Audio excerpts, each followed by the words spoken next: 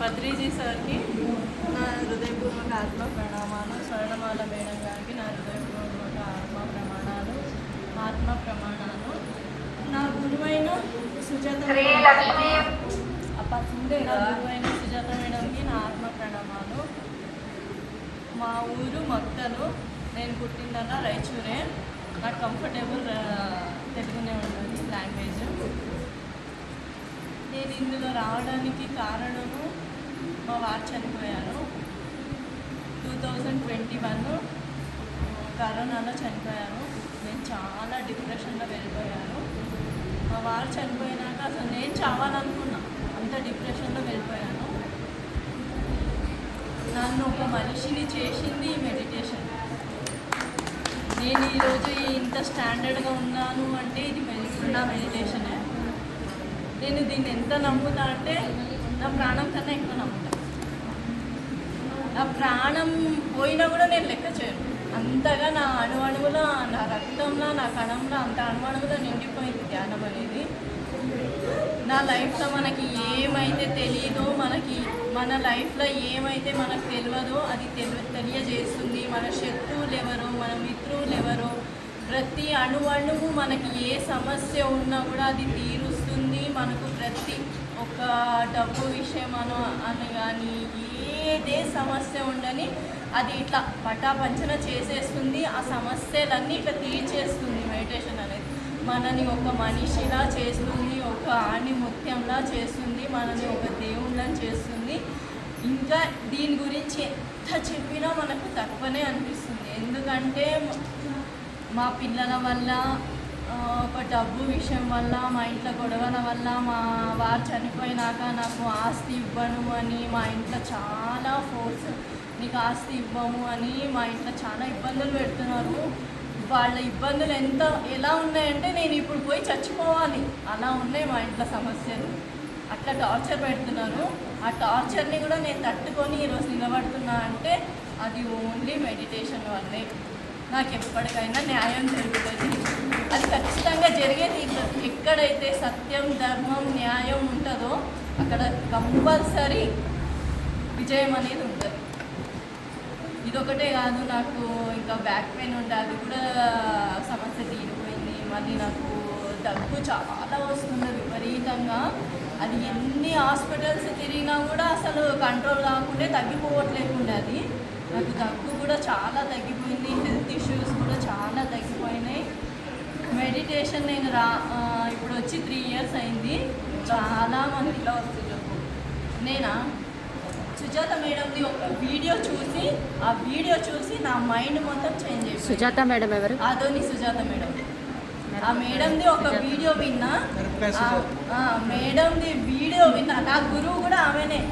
Madam video విన్నా అయిపోయా. మా ఫ్రెండ్ నేను నెక్స్ట్ డేనే మెడిటేషన్లో కూర్చున్నా.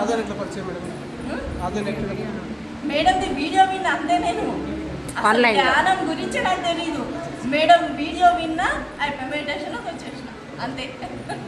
అందులో ఏ పాయింట్ మీకు కనెక్ట్ అయింది? అన్ని పాయింట్స్ కనెక్ట్ అయ్యాయి. అంటే స్పెషల్గా ఒక పాయింట్ అనేది ఉంటుంది మీకు. ధ్యానం చేస్తే మనకి ఇన్ని విషయాలు, మనకి ఇంత మంచి ఉందా ఇందులో, మనం ఎందుకు చేయొద్దు అని అనిపించింది. అలాగే మా వారు ఎందుకు చనిపోయారు ఆ రీజన్ నాకు తెలియాలనిపించింది.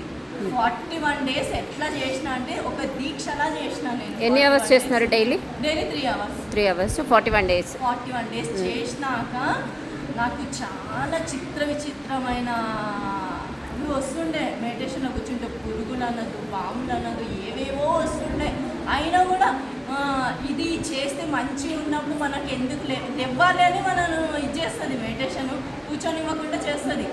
దీంట్లో మంచి ఉన్నప్పుడు మనకు ఎందుకు లేవాలి, మనల్ని ఎంత కష్టపెట్టినా, ఎవరు ఏది చేసినా, మనకి ఎంత స్ట్రగుల్ ఉన్నా కూడా కూర్చోవాల్సిందే, చెయ్యాల్సిందే అని సంకల్పం చేసుకొని కూర్చుంటుంది. నాకు లేవ్వాలనిపిస్తుండే, కూర్చోవద్దు అనిపిస్తుంది. అయినా కూడా నేను అట్లా కూర్చొని చేస్తుంటే మా వారు ఎందుకు చనిపోయిండు, నాకు ఎందుకు ఇంత పెద్ద శిక్ష వచ్చింది నా లైఫ్లో అంటే నాకు ఒక సినిమా లాగా కనిపించింది. నేనేం తప్పు చేసిన అన్నది అది రిటర్న్ నాకే వచ్చింది. అందుకే ఒక పక్షికి జంతువులకి మనం ఏ హాని చేస్తే అదే మన లైఫ్లో రిటర్న్ వస్తుంది అనేది పత్రిజీ సార్ చెప్పింది ఎంత నిజం ఉన్నదో అదే నా లైఫ్లో జరిగింది. ఇప్పుడు నేను ప్రతి ఒక్క పక్షి జీవులకు ఎంత అవి ఇట్లా ఫుడ్ వేయాలని నాకు ఎంత అనిపిస్తుంది అంటే ప్రతిరోజు పక్షులకు దానం పక్షులకు బియ్యం వేసి వస్తా, జొన్నలు, వాటర్ అన్నీ పెట్టి వస్తా. దీంట్లోకి వచ్చినాక ప్రతిరోజు కుక్కకి ఫుడ్ 3 times, ఆవులకి, పక్షుల మీద ఒక ఎట్లా అంటే ఇప్పుడు జంతువుల మీద ఎక్కువ ప్రేమ వచ్చేసింది నాకు మెడిటేషన్లోకి వచ్చినాక. ఎట్లా అంటే మనుషుల మీద నమ్మకం పోయింది. ఏ మనిషిని నమ్మొద్దు, మనిషి కన్నా జంతువే ఎక్కువ అనేట్లాగా అయిపోయింది నాకు. ఏ మనిషి నా సిచ్యువేషన్స్, నా ప్రాబ్లమ్స్ అన్నీ చూసినాక ఏ మనిషి చూడు అందరూ చెడ్డ వ్యక్తులుగానే ఉంటారా? ఏ మనిషిలో మంచితనం లేదా? జంతువులలో ఏదీ కోరదు. అది ఎంత ప్రేమగా ఉంటుంది. దానికి కొంచెం అన్నం పెడితే చాలు అవి ఎంత విశ్వాసంగా ఉంటాయి. అవిటికి ఉన్నంత మనుషులకు లేదు కదా అని నాకు జంతువుల మీదనే ఎక్కువ ప్రేమ పెరగడం జరిగింది ఈ మెడిటేషన్లోకి వచ్చినాక. మళ్ళీ నాకు సత్యం, ధర్మం, న్యాయంగా నడుచుకోవాలి. మనది గాంధీ ఏది మనకు ముట్టదు. ఇప్పుడు ఈ క్షణం 100 కోట్లు తెచ్చి ఇలా పడేస్తే కూడా నాది గాంధీ నేను ముట్టను. అది 100 కోట్లు 1000 కోట్లు ఎంతనో ఉండదండి, నాది గాంధీ నేను ముట్టను. అంతే నాకు అట్లా అనిపిస్తుంది. సినిమా ఇంకా సేవా ధర్మం. మనం ఎప్పుడు ఎవరికి ఏ హాని చేయొద్దు. మనకి చాదనైతే ఎవరికైనా హెల్ప్ చేయదు, కానీ అపకారం లేదు. సార్ గురించి కూడా సార్ ఈ మూవీ కోసం నేను కూడా ఇంత ఫండ్ ఇచ్చిన. సార్ కూడా బాగా పరిచయము. ఈ మూవీకి ఏదో ఒక రకంగా హెల్ప్ చేస్తే అందరూ చూసి ఏదో ఒకటి నేర్చుకోగలరు కదా, ఈ మూవీకి మనం సహాయం చేస్తే మంచిది అని నేను కూడా ఫండ్ కొంచెం ఎక్కువనే ఇచ్చిన అందరికన్నా. అంతే మేడం, మీ ఎక్స్పీరియన్స్లో చిన్న అడిషన్ చేస్తుంది. మీ చుట్టూ ఉన్న మనుషులు బాగలేరని చెప్పి అందరి మనుషులను బాగలేరు అనుకోని పక్కకు వచ్చేయండి.